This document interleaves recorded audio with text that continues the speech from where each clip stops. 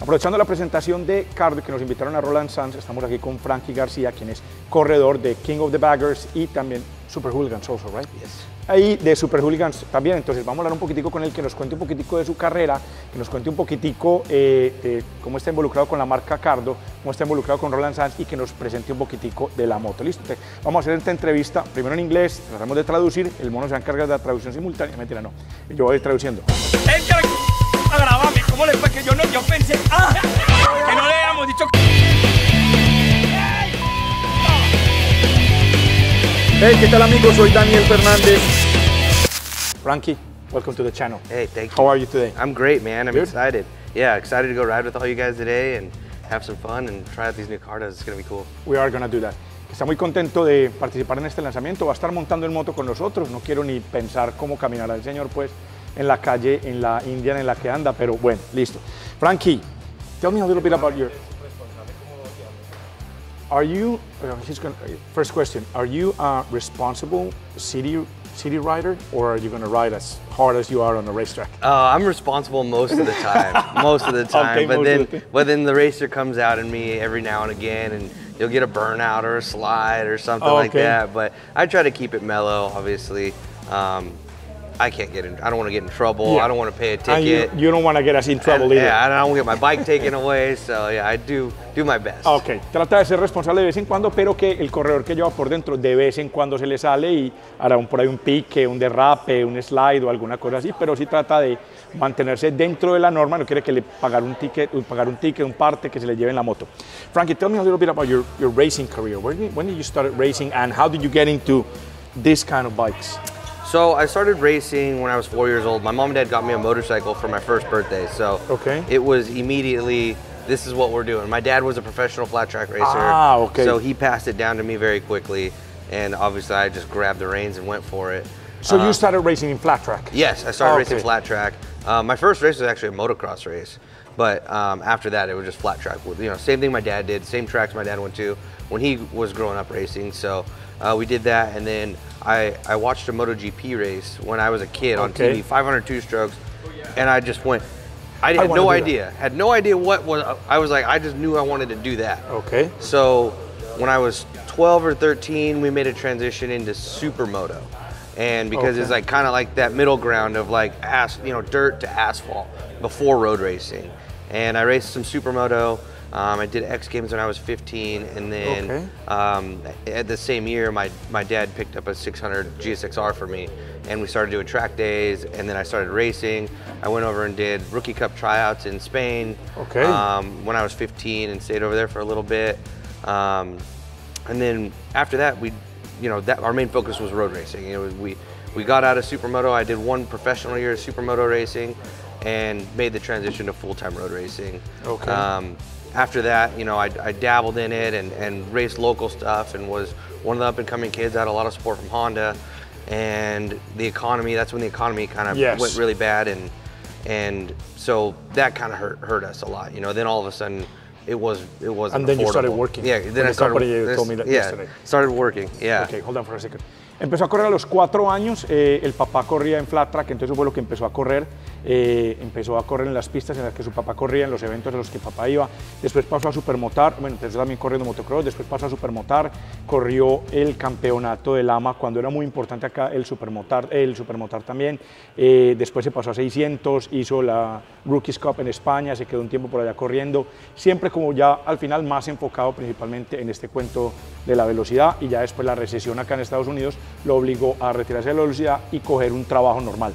How did you get involved in project like this? Because I know a couple of years ago, I can't remember, maybe it was 2014, 2015, they used to race Harley Davidsons in AMA Superbike, right? XR1200. XR1200. Yes, they had the XR1200 Did you start racing then? No, I never raced XR1200. Okay. No, I kind of went back and forth from having a full-time job back into road racing. I could never stay away from it. Okay, I always jumped into it. In 2012, I went and raced the Daytona 200 after not racing for like 2 years. Okay. So I went over there, did that, and I just couldn't completely stay out of it. And so when you can't stay out of it, but you can't commit fully to it. You can't commit fully to it because you can't make enough money doing it. At the time, couldn't.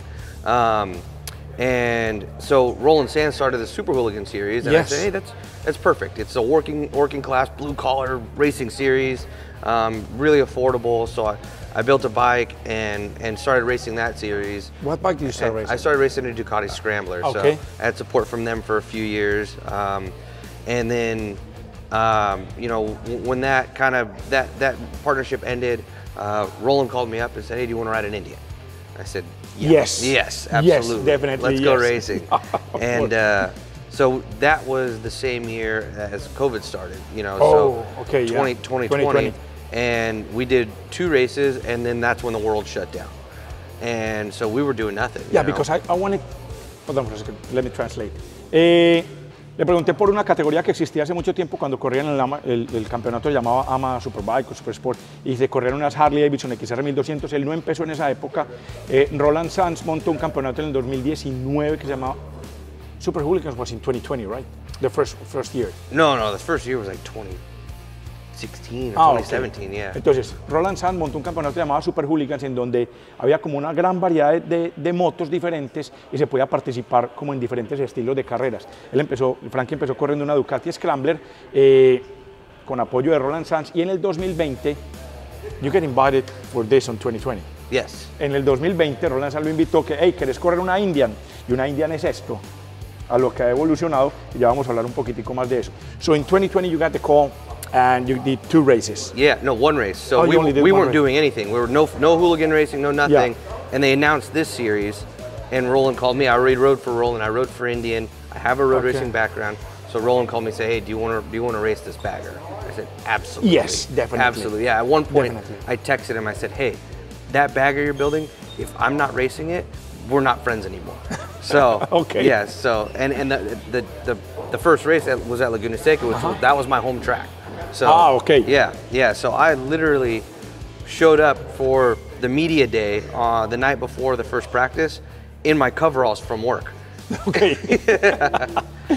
Hold on for a second. Entonces, cuando lo invitaron a correr esta moto, era una preparación de Roland Sands. Frankie le dijo a Roland, parce, si esa moto que está construyendo no me la deja correr a mí, no volvemos a ser amigos. La primera carrera de King of the Baggers fue en Laguna Seca, que es la pista local de Frankie, siempre ha estado corriendo ahí, y se presentó el día del press day, el día de la prensa, con su overall de trabajo. Así fue, vestidito, toda la cosa.